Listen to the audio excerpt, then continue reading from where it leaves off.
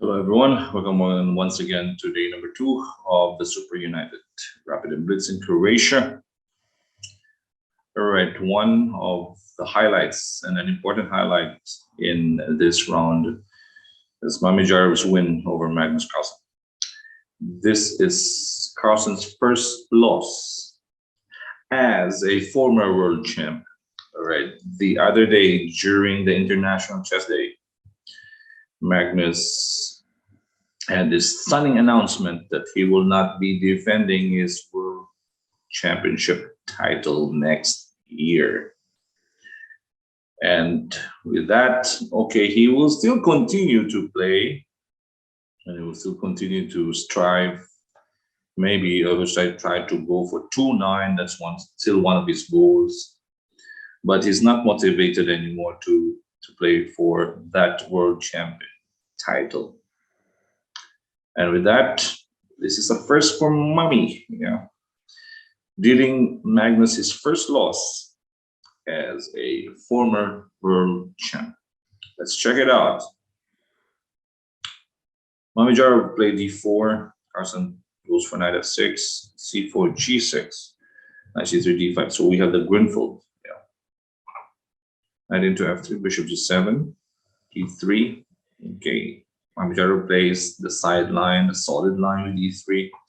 Normally, white here goes for c takes d5, knight takes d5, e4, knight takes c3, takes on c3, bishop g7, and then knight f3. This is the normal Grunfeld, and then what black plays c5. But Mami went for knight f3 and then e3. Solid setup. Castles, takes on d5, knight takes d5, bishop into c4, knight b6. Now if Carlsen goes for knight takes c3 here, takes c3, white is very solid on his d4 pawn. Okay, black can still go for c5 and just castles. Control of d4 for white here. So knight b6 was played by Magnus, bishop to b3, c5. He doesn't want that pawn to be on c3 to protect d4, so only protection for d4 here is the e pawn. So castles, he takes. Okay, now white has the IQP, the isolated queen pawn. So Magnus will target that one with knight c6. It was also possible here to go for bishop g4. Now h3, takes on f3, queen takes f3, attacking b7, knight c6, and probably rook d1. Because if knight takes, we have queen takes. So knight c6 was played by Magnus here, d5, of course, knight a5, h3, stopping bishop g4. Takes on b3, takes on b3. Black now has the pair of bishops. Again, interesting that this game has been played by Pragnananda against Magnus' second, Jordan Van Forest, in one of the online games. So Magnus is still in his prep, Van Forest preparation. Because Magnus don't actually play much of the Grunfeld yet. e6, d6, bishop d7, bishop f4. Okay, this is the novelty. Previously, bishop g5 was played here. A game by Alexeyev, bishop g5. So bishop f4, bishop into c6, knight e5, takes. Black now has this very bad dark square. Okay, this line from a1 to h8. But he covers it with f6. Okay, so bishop g3, queen d7. Blockade, at the same time protecting e6. Queen into d3, rook a8.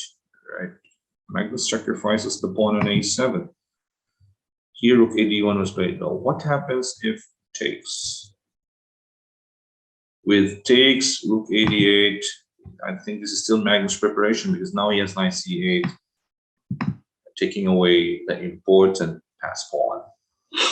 So rook a1, Mamedyarov protects his d pawn, the central pass pawn. Queen f7, b4, threatening b5, a6, queen d4, hitting the knight, knight into a4. We now have an opposite colored bishop. So no danger actually for Magnus here. Rook d2, e5. Now he has a pressure on d6. Blocking, this is interposing the bishop, protection of the d6 pawn. Queen b6, g5, not allowing f4. Black is actually better in this game. Rook c1, bishop c6, f3. Look at the pawn structure. This black and this for white. Inverted V. Queen e6. Now white has to do something because black is threatening rook takes d6. You cannot go passively by playing, for example, rook d1, because I would just go for rook d7, rook to d8, right? And knowing Mamedyarov, he has to go for it. Has to sacrifice to keep that d6 pawn, sacrificing the exchange. Rook into b8, hitting b4, while maintaining the pin. The rook on f can go d8. Bishop f2, good move. Takes, queen takes a6. The bishop now reinforces the d6 and then b4 coming up. All right, rook d8, queen a5. Double attack on the rook. To b8, bishop c5. How's the bishop protecting pass pawn? Queen c4, pass pawn must be pushed. Rook e8, queen c3. Nice exchange. Black should not exchange here because now it connects this pawn to this pawn, right? Connected pawn C and D. So Magnus had to go back to f7. Queen d3, still protecting the pawn, the important pass pawn, right? Must protect your pawn. It was a potential queen. Rook b8, queen a6, taking away b7. Yes, but at the same time, the threat is f6. Because if you play b4 here, Magnus will just go for rook to b7, right? So that should be winning for Magnus. So queen a6 takes, and takes. Queen takes f6. All right.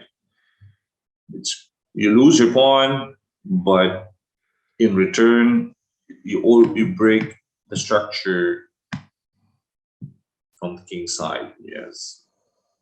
And now you can take black's pawns here. Rook e8, queen takes g5. Now, if Magnus protects both pawns with, for example, queen g7, there's queen e6. If you go king h8, there's bishop d6, hitting the rook and hitting e5 to the king. So Magnus had to give up that g5 takes, right? Connected pawns and the pass pawn. White should be better. Queen g7, queen e3, keeping the queen, of course. e4, b4. Queen is still there. Queen g6, f4. Nice. Rook d8, queen e2, not allowing rook d1. Rook to d3, queen a2 check. King g7, queen a7. Nice one. King g8, queen a8. Mamedyarov is not missing. After king f7, g4. Magnus resigned. It was also possible for Mamedyarov to go for queen b7. Yeah, you can, let's say if he goes back, you go queen c8, he goes back to f7, and then we have f5. That's the reason why he played g4, was to play f5, yes, because queen f8 is going to be mate. Just to show you from the beginning, if king goes to g7, then it's mate on f8, yes, because the bishop is protecting the queen.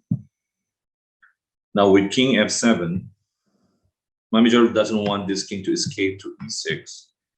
That's the reason why he played g4. But he can go zigzag with b7, c8, and then f5. queen f8 is going to be your target. It's mate. If the queen protects that square on h6, you have queen b7 check. King goes back to g8, and we can capture with e4. Yeah. There's too many pawns for white. And black doesn't even have a perpetual. Queen protects f4, no check. King h2. Oops. That was it. So Mamedyarov deals Carlsen's first loss as a former world champion. All right, guys. Thank you for watching and thank you for supporting our channel, Charles Max Chess and Charles Max Entertainment on Facebook and YouTube. This is Coach Oliver. Stay safe, everyone.